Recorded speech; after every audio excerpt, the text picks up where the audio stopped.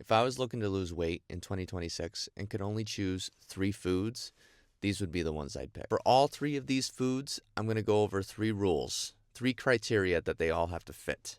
It's not so much about the nutrients inside them, which that does play a part, but I'm talking about the more important stuff for fat loss, what really works for people, what drives real results. And that's how full it makes you feel, how inexpensive and accessible it is, and how repeatable and versatile it makes as a dish. All these foods need to fit that criteria, and of course I saved the best one for last. So I've been able to stay lean my entire adult life. Staying lean is not about mastering by any means. It's about finding something that works and repeating it. Fat loss is not about avoiding filling foods. It's about choosing foods that fill you up without blowing your calories. Number 1, eggs. Eggs are universally accepted as being the most nutrient-dense food that have everything inside them except vitamin C, which you would see a lot with pairing fruits with eggs. The biggest reason, and maybe unsurprisingly, is its high protein contents. High protein means high satiety, which in other words means it makes you feel more full. Now, there's a couple things to note. If you're looking at just eggs, there's differences between what an egg contains and what an egg white contains. So when it comes to egg whites are more for pure protein. They're lower calorie, they're lower sodium, they're lower fat. However, the yolk also provides a lot of micronutrients that the white does not as well. Another plus to having egg is eggs come in different forms. You could hard boil them and have them on the go. You could have them scrambled and flavor them with low-calorie sauces, with other stuff beside them. Very quick and easy to make, which makes it sustainable and repeatable. Eggs keep you full without needing a massive portion. Same food, different formats. That's how you stay consistent. Food number 2 is sweet potatoes. Sweet potatoes are better for fat loss than regular potatoes. Here's why. Vitamin A, vitamin B6, they have more in them, more fiber. They're not as starchy.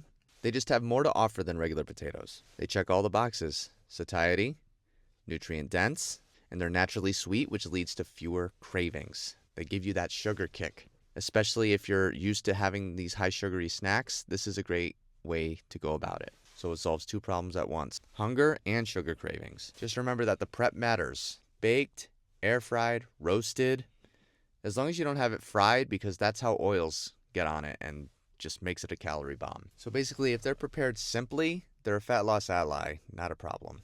And the number 1 food that's going to help you the most with your fat loss is beans. Yes, beans, they're so simple. They fit all these boxes to a T. Very accessible, very inexpensive. They fill you up with the fiber content, and they're repeatable. There's a couple things you got to note about beans. I'm not talking about just cracking open a can and just drinking it or eating it straight from the can.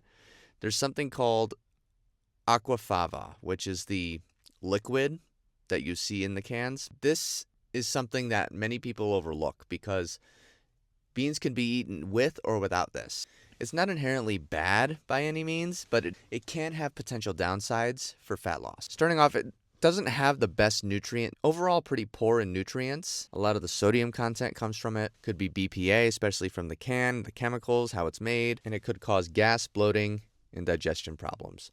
And that leads me to the next thing you want to be aware of with beans is the fiber. It is great in fiber, which, like I mentioned, is wonderful for fat loss.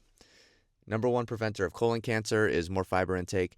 The thing you want to remember with fiber is if you are somebody who has a low amount of fiber, if you don't get a lot already, you have to taper up to that level because if you go straight drastically to that higher number, your gut might talk back to you. Other important disclaimers that you want to be aware of is if you have IBS, kidney issues, high potassium, you may not want to go too nuts with your bean intake. And let's not forget the most important part, calories matter. I touched on this before with the other ones. You got to remember it's okay to put flavor into it, to add different dishes, to do different things, try different things, how they're made with the aquafaba, without it. But just remember that calories add up quickly with sauces, with seasonings, with what goes with it. But the best thing you could do with beans is to add a protein source, add maybe a crunch, like with some lettuce, add stuff to it that makes it feel different without it being different, if that makes sense. The bottom line is for fat loss, beans make consistency easier, which is really the most important part.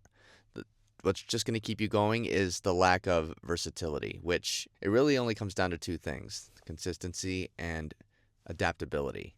You got to be able to adapt and make something repeatable that you could do forever or throughout your journey until you're on your next step or your next goal. When your meals keep you full, fit your budget, and don't require motivation, your fat loss is going to stop feeling hard. I'm actually looking to maybe create a meal plan based around one of these foods because there's so much you can do with each and every one of these, and they're going to help you get to where you want to be, especially for fat loss. At this moment, I do have a thorough meal plan I have created. It is in my free community. Information is in the description down below. I've also got plenty of course content in the making, plenty of free resources to help you out. If this video helped you out, make sure you hit that like button. It really helps show it to more people who might need to hear it. And subscribe for more videos like this one. Leave a comment for any more ideas like this. I love making videos like this to see what I could talk about, spread the word of helping for fat loss. In order to get to this point, you're going to need the right mentality. Here's 3 mental shifts that you need for fat loss.